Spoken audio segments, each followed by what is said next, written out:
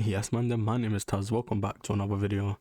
Hope you lot are well. In today's video, we're going to be doing something a bit different. We're going to be making a little tier list for season 3. It's going to be my predictions for season 3 of My Hero Trumbull when the new map comes out, and we're also going to have twice and all for ones rankings at the end of the video, so stay tuned for that. So what I've got on screen here is the current tier list. Apparently this is the current tier list, and this has been the most voted for one. So we're just going to say this is the current situation rankings for the heroes and villains in My Hero Trumbull. This will be my re-ranking for season 3.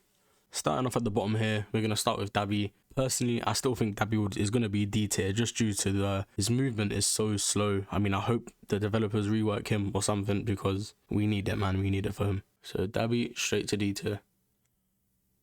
Dabi mains are screaming right now, especially after yesterday's video. Oh my. Moving on to Shigaraki, same thing really with him in it. I mean, he hasn't got much verticality when it comes to it, and I know in this new map, I've got some pictures of it here, there is a lot of buildings. In this area here, there's going to be a lot of buildings, and Shigaraki can't really, he doesn't have no abilities to get him, to move him around faster, unless he's using his gamma, which is keeping him on the floor, so it's not good for him. I'm going to say Shigaraki is going to stay in the same place. To D tier, my friend. Moving on to Obara, I mean, I think these three are pretty self-explanatory. They all have a common denominator on their verticality. They just have 0. So this does make sense to me, and I think it is going to be the same moving on to the next map. So I think we all know where she's going. She's going straight back to D tier as well. Now we've got Momo, and Momo's a bit different because, yeah, she's a ground character, but I feel like she is probably the best to have on your team if you're having just a only ground fighter that can't get up, has no verticality. I think Momo is probably the best to have, just because her shield is so silly, like it's so stupid. Me personally, I think she's going to be bottom of B tier, but just for now, we are going to put her, who else goes in C tier? We have Denki now. Now Denki just got a nerf? Wait, no, I mean a buff, sorry, my bad. And Denki in ranked right now is absolutely horrendous to fight against. If I see him, I'm running away in ranked, so I think he's going to be very good in the new map as well, especially because of his verticality now is not too bad. I mean, with his, is it his beta? Or his gamma, he can charge upwards with it. So, I mean, his movements, he's not bad. He's very strong, especially with his new buffs. So, I'm going to probably, I don't know, I'm saying A tier for now. I'm going to leave him in A tier for now. And we'll leave him there. Moving on to Cementos, he also just got a buff recently. I mean, was his buff like actually a buff though? I mean, you can just shoot faster with him now, and that's all it is. And it's not that helpful, I'll be honest with you.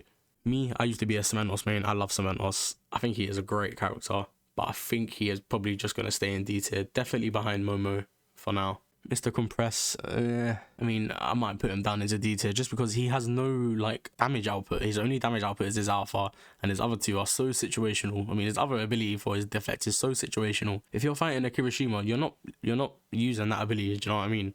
Like this, and I feel like there's so many leader, example, Kendo. I mean, there's so many people that just like he's so useless. I feel like maybe the developers should change his abilities. I'm gonna put Compressed down into D tier. I'll definitely say, yeah, let's rearrange this quickly. Let's put Shigaraki first because I definitely feel like he's first. Put Compressed second, Dabi third, Ibarra fourth. Okay.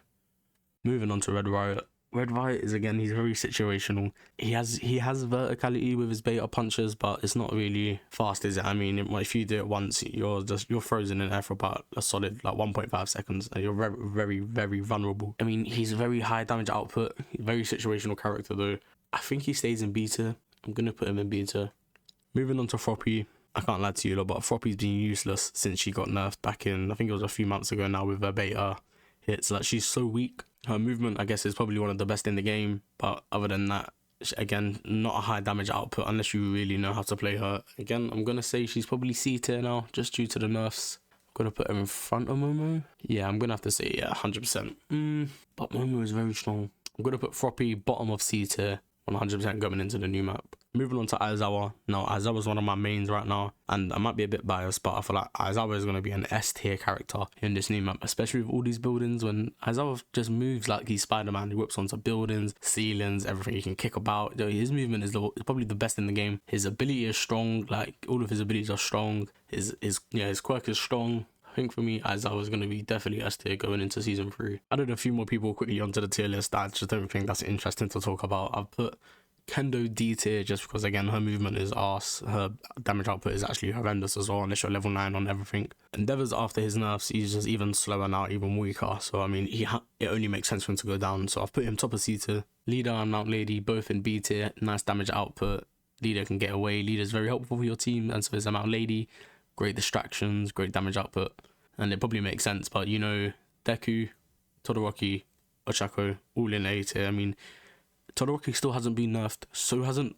Ochako, which is very frustrating for non-mains of them two heroes. Please nerf him. And Deku, obviously being Deku, of course he's A tier. He will probably always be A tier. He'll probably never come out of A tier. Toga, as we all know, is definitely S tier right now, and I can't see that changing. I would say definitely in front of Aizawa as well. She's probably the best. She's probably going to stay the best. I can't see it changing. Her knives are overpowered. Even though they do 20 damage, people underestimate that. But when she has 20 knives, throwing 20 knives at you, that's doing a lot of damage. Bakugo, also obviously A tier. Everyone probably knows this. His movement is the best. He has a very high damage output. There's not much to say about him. See, now All Might's tricky because although he got nerfed, he's still so strong. Still so strong. But with his nerfs, I think it does make him top of A tier now. I don't think he's S tier anymore. You used to be able to 1v3 people with All Might. You can't do that anymore with him, really. But anyway, I think this is going to be the tier list, my predictions for my tier list for season 3 of My Hero Ultra Rumble. So that is it. It's come to an end. This is probably going to be the tier list for season 3. I'm guessing just due to the map, the changes, going to be new balance changes. This is just a prediction. Let me know if you lot think different. It's been your boy Taz, and I'll see you lot later.